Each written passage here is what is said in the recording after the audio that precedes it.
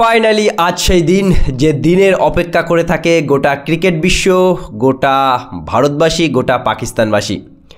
Champion trophy 2025-এর সব থেকে বড় ম্যাচ বন্ধুরা, আজকে ভারত পাকিস্তান ম্যাচ। দুপুর 2:30 থেকে দুবাই ইন্টারন্যাশনাল ক্রিকেট স্টেডিয়ামে এই ম্যাচটা খেলা হবে। আর এই ম্যাচকে ঘিরে অনেক প্রশ্ন, অনেক জল্পনা কল্পনা থেকেই যায় বন্ধুরা দুটো দেশের মাঝে। কোন টিম জিতবে আজ? কোন টিমের উপর থাকবে বেশি প্রেশার, পাকিস্তান দল না ভারতীয় দল? অবশ্যই পাকিস্তান ভারতীয় দল দুটো টিমের ওপরেই প্রেশার থাকে, তার কারণ হাই ভোল্টেজ ম্যাচ। 140 কোটি মানুষ তারা চায় ভারত জিতুক, আর ওদিকে পাকিস্তানে 20 কোটি মানুষ তারা চায় পাকিস্তান জিতুক।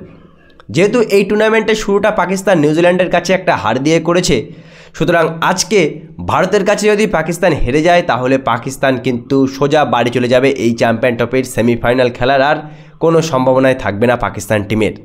সুতরাং তোমরা বুঝতেই পারছো যে পাকিস্তানের উপরে এক্সট্রা প্রেশার থাকবে। কিন্তু ভাই, আমাদের ভারতীয় মিডিয়া, আমাদের গোটা সোশ্যাল মিডিয়া সবসময় পাকিস্তানকে নিয়ে আমরা ট্রোল করি, সবসময় পাকিস্তান টিমকে আমরা ছোটোভাবে দেখি। কিন্তু কোনো টিমকে এতটাও ছোট করা উচিত না যে যখন তারা আমাদেরকে হারাবে আমরা মনে বেশি কষ্ট পাই। ঠিক 2021 সালে মনে আছে 10 উইকেটে কিন্তু পাকিস্তান আমাদেরকে হারিয়েছিল এই দুবাইয়ের মাঠে।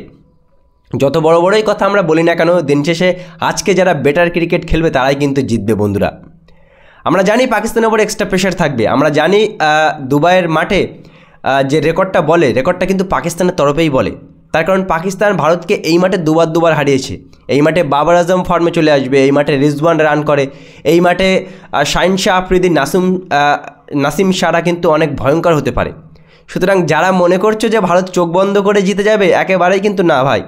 বাংলাদেশের সাথে ম্যাচটা কিন্তু ভারত অনেক মুশকিলে জিতেছিল, লাস্টে একের পর এক উইকেট পড়ে যাচ্ছিল, উইকেট কিন্তু স্লো হয়েছিল দ্বিতীয় ইনিংসে। সুতরাং আজকে যদি রোহিত শর্মা টস জিতে প্রথমে ব্যাটিং করার সিদ্ধান্ত হয়তো নিতে পারে, দেখো প্লেইং 11-এ তেমন কোনো পরিবর্তন থাকবে না, কারণ একটা উইনিং কম্বিনেশন হয়তো ভারত বদলাতে চাইবে না, সেম প্লেইং 11 নিয়ে নামবে। কিন্তু দুবাইয়ের মাঠে পাকিস্তানের রেকর্ডটা ভালো, পাকিস্তানের প্রত্যেকটা প্লেয়ার দুবাইয়ের মাঠেতে ভালো খেলে। দেখো পাকিস্তানের কাছে হারানোর কিছু নেই, পাকিস্তান যদি আজকের ম্যাচ হেরে যায় টুর্নামেন্ট থেকে তারা বাদ পড়ে যাবে। কিন্তু ভারতের যদি পাকিস্তান আজকে হারিয়ে দিতে পারে তাহলে ভারতের কিন্তু নেক্সট ম্যাচ শক্তিশালী নিউজিল্যান্ডের কাছে, আর নিউজিল্যান্ডের সাথে হবে। সুতরাং ভাই, যারা মনে করছো যে চোখ বন্ধ করে ভারত জিতে যাবে পাকিস্তানের সাথে, একেবারেই কিন্তু না। এর নাম ক্রিকেট। যতই আমাদের মিডিয়া পাকিস্তানকে বাজে কথা বলুক, যতই আমাদের ভারতীয় ট্রোলার যারা ট্রোল করে পাকিস্তান টিমকে নিয়ে ট্রোল করুক, পাকিস্তান টিম কিন্তু ভাই যা কিছু ঘটাতে পারে।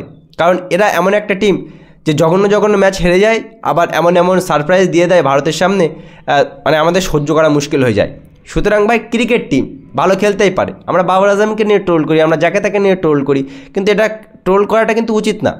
এমন হতে পারে যে আজকে বাবর আজম ভালো খেললো, এমন হতে পারে পাকিস্তান দল ভারতকে হারিয়ে দিল। ভাই, আজকে যারা বেস্ট ক্রিকেট খেলবে তারাই কিন্তু জিতবে ভাই। সুতরাং ভারত পাকিস্তান ম্যাচ নিয়ে তোমরা কতটা এক্সাইটেড? আজকে কোন দল জিততে চলেছে? আমি বলবো যে দল প্রেশার ভালো ক্রিয়েট হ্যান্ডেল করবে, যে টিম ভালো আজকে খেলবে সেই টিমই কিন্তু জিতবে। সে ভারতও হতে পারে, পাকিস্তানও হতে পারে। আমি কিন্তু জোর দিয়ে বলতে পারি না এই ম্যাচ ভারতই জিতবে বা এই ম্যাচ পাকিস্তানই জিতবে। যে টিম ভালো খেলবে সেই টিমই জিতবে। খুবই এক্সাইটেড হয়ে আছে বন্ধুরা এই ম্যাচকে ঘিরে, সবাই এক্সাইটেড হয়ে আছে। দেখা যাক আজকের এই ম্যাচে কে জেতে, ভারত না পাকিস্তান। অবশ্যই তোমরা কমেন্টস করে জানাবে বন্ধুরা আজকের এই ম্যাচটা কে জিততে চলেছে।